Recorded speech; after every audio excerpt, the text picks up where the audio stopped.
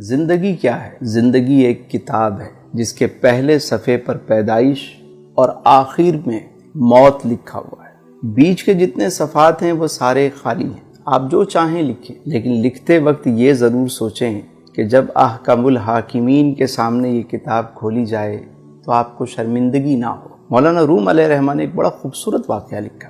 آپ فرماتے ہیں کہ ایک شخص کو ایک قیمتی ہیرا ملا، انمول ہیرا۔ وہ اسے لے کر جوہری کے پاس گیا اور کہا اس کی قیمت کیا ہوگی؟ تو جوہری نے اسے دیکھا تو کہا کہ میں اپنی پوری دکان بھی دے دوں تو اس کی قیمت ادا نہیں ہو سکتی، اس پورے سرافہ بازار میں کوئی بھی اس کی قیمت نہیں دے سکتا۔ تم ایک کام کرو، اس کو لے کر بادشاہ وقت کے پاس جاؤ، ہو سکتا ہے وہ اس کی قیمت دے دے۔ وہ شخص وہ ہیرا لے کر بادشاہ کے پاس گیا۔ بادشاہ نے جب اسے دیکھا تو وزیر سے پوچھا اس کی مالیت کیا ہے؟ بادشاہ کو بتایا گیا بادشاہ سلامت اگر ہم اپنا تخت و تاج بھی دے دیں تو اس کی قیمت ادا نہیں ہو سکتی، یہ ایک انمول ہیرا ہے۔ بادشاہ نے کہا بھائی کسی قیمت پہ بھی مجھے چاہیے۔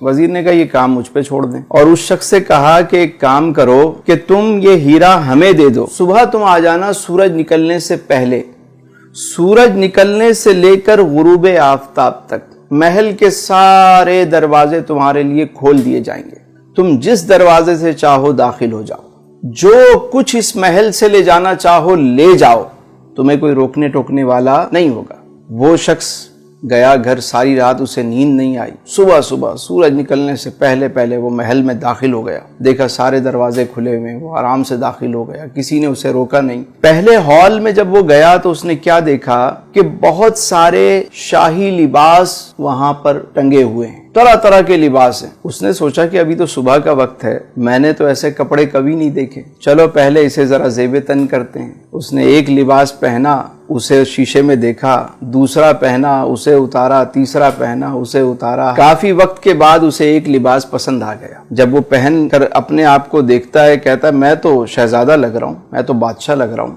اب وہ آگے چلا، آگے جب گیا تو وزیر موصوف نے کیا کیا، دوسرے ہال میں طرح طرح کے شاہی کھانے چنے ہوئے، دسترخوان لگا ہوا ہے اور تازہ کھانے پکا کے رکھے گئے ہیں، خوشبو آ رہی ہے۔ اب یہ شخص پوری رات کا جاگا ہوا، بھوک سے اس کا برا حال تھا۔ اس نے جب ایسے کھانے دیکھے تو اس کی بھوک اور بڑھ گئی، ایک کھانے پہ ٹوٹ پڑا، کبھی اسے کھا رہا ہے، کبھی اسے کھا رہا ہے، کبھی اسے۔ جب اس نے سیر ہو کر کھایا، شکم سیری ہو گئی، تو پھر یہ آگے چلا۔ اگلے ہال میں کیا منظر دیکھتا ہے کہ وہاں شاہی بستر لگا ہوا ہے، کنیزیں جو ہیں وہ پنکھے لے کر کھڑی ہوئی۔ اس نے سوچا کہ ابھی تو صبح کا وقت ہے، ابھی تو بہت وقت پڑا ہوا ہے، کیوں نہ میں تھوڑی دیر آرام کر لوں۔ یہ شاہی بستر پر لیٹتا ہے، کنیزیں پنکھا جلتی ہیں، اور یہ جو پوری رات کا جاگا ہوا، پیٹ بھر کے کھانا کھایا ہوا، اب جب یہ سویا تو اللہ طول اچانک اس کی آنکھ کھلی تو دیکھا کہ دربان اس کو اٹھا رہے ہیں۔ جیسے ہی اس کی آنکھ کھلی انہوں نے کہا بھائی وقت ختم ہو گیا، سورج غروب ہو گیا، چلو اب یہاں سے بھاگو۔ یہ شخص فوراً اٹھ کر سامان اٹھانے لگ گیا، کبھی یہ اٹھا رہا ہے، کبھی وہ اٹھا رہا ہے۔ انہوں نے کہا